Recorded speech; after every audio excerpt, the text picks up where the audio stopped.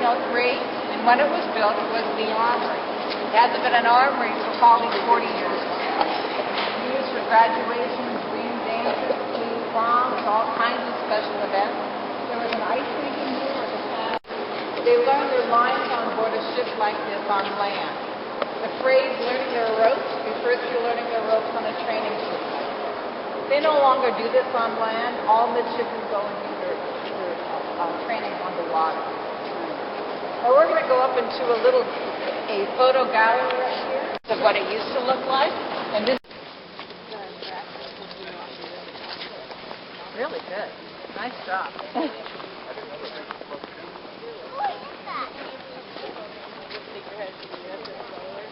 All right, we're going to first talk about our white card.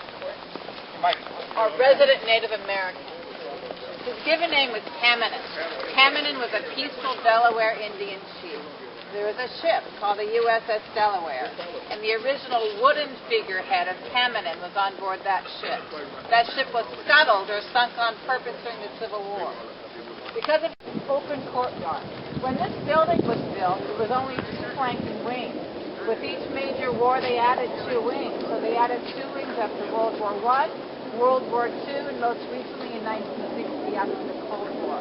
Again, this building can accommodate up to 4,500 people. It's a very large building. There's a little plaque in the center of the courtyard where that person is standing in blue, which commemorates when the transfer of land went between the Army and the Navy in 1845. Because of that importance, this is where they have the induction ceremony where all the incoming recruits every year.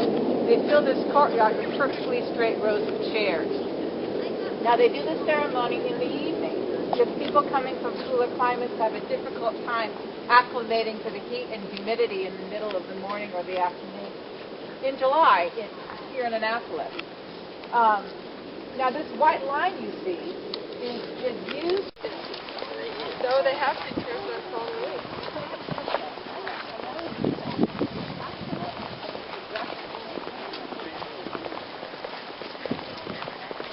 This is the plaque right up here where the land transferred between the Army and the Navy in 1845. This gentleman is standing. There were 2 interesting bells here. The one on the left, the original bell, it's a Japanese bell, was dated to 1156. It was given to Commodore Matthew Perry in 1850 when trade was opened between Japan and the United States. That original bell was rung so hard on Victory Japan Day, VJ Day, that it was cracked. A visiting cultural minister came from Japan one day and recognized the importance of that original bell and requested that it be returned to Japan, so this is now a replica. And it's only rung. When do you guys think they ring this bell? No. Graduation? No. Whenever needed. The Army. What about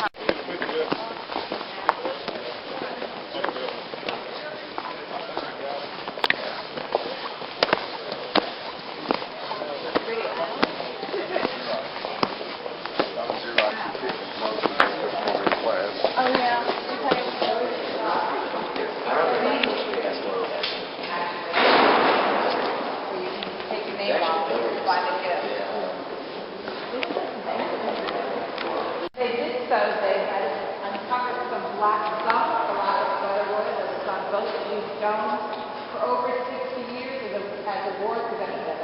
So it's even brighter and more beautiful now than it was in all those years. This is unlike any dormitory either. Isn't it beautiful? This is, the tree is considered, I've been told, an angel tree where there's names on tags and you select one and then you buy the gift to that person who needs that gift for Christmas. Wonderful offering. We're going to go up into Memorial Hall to commemorate the individuals who have given their lives to the country. Because of that, I have to ask.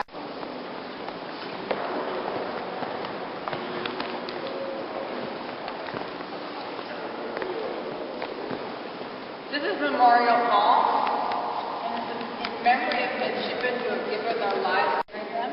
They had a flag laying they float on board the ship in the Battle of Lake Erie. painting above the flag that shows the Battle of Lake Erie. It shows that flag on board the ship. The first and only time that another flag is put above the flag of the United States. To the right of that is another painting that has to do with the flag and John Hall Jones. This was built around 1905.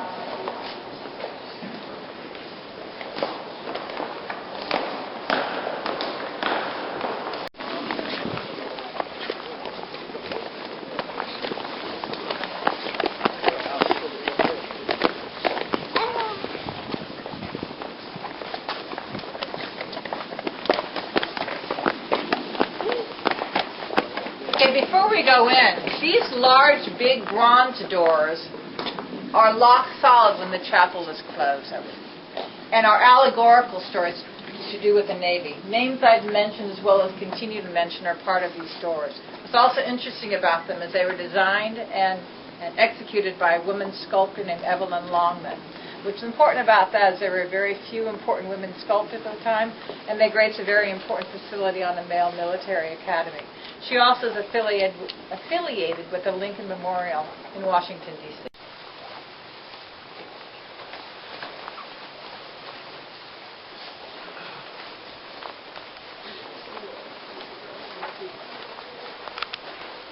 So a Tiffany window, and this stained glass window on this side is a Gorham stained glass window, and is in memory of David Farragut, who's considered to be the first admiral of the Navy.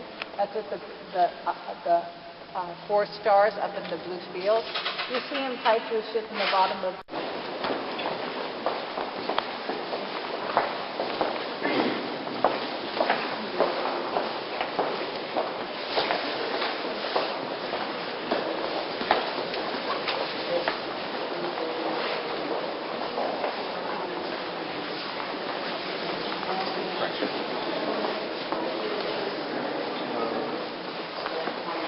Again, the grips were designed by Willie Warren, who was the same guy who designed Grand Central Station in New York City.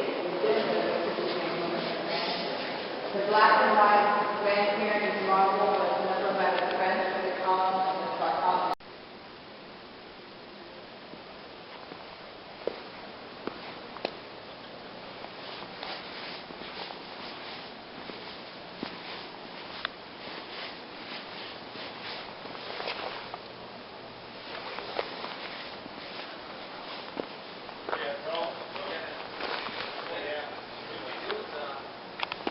And this is a mortar in front of the chapel.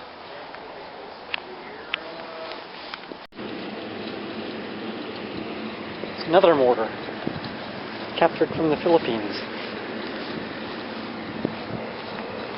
Let's see, the description it reads, a mortar captured at Manila, Spanish-American War.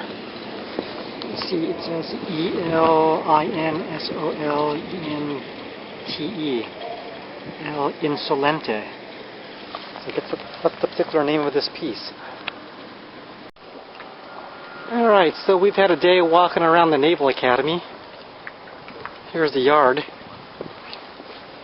And we're headed back to the truck. It's over there. There are a lot more boats sailing around the yard now.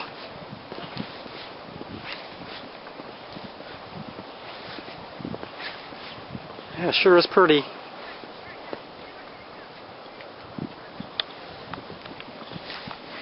Someone's flying a radio-controlled airplane around Rip Miller Field.